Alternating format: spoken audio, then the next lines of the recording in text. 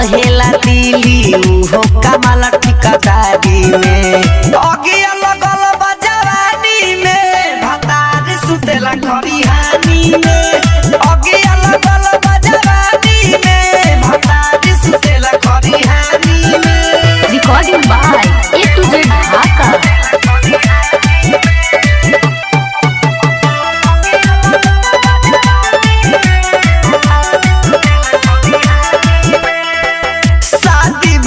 जब से रे सखी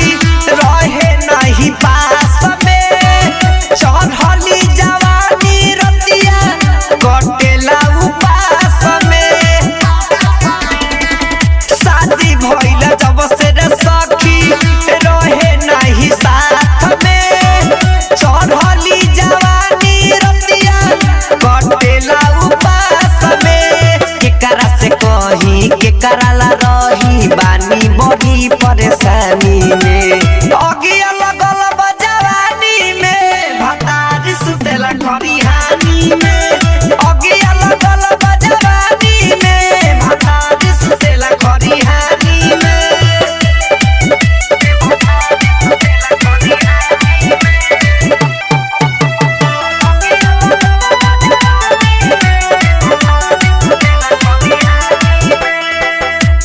किस्मते हमार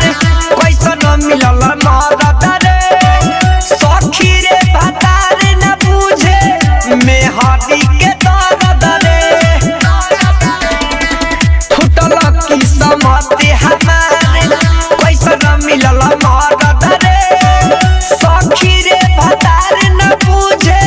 मेहदी के दर्द रे राइटर भुवर जय किशोर मिठू फायदा न मिले ससुरारी में अगिया लगल बा जवानी में भतार सुतेला खरिहानी में अगिया लगल बा जवानी में भतार सुतेला खरिहानी में सखी रे देवादा रहेला दिली उहो कमाल ठिकादारी में अगिया लगल बा जवानी में भतार सुतेला खरिहानी में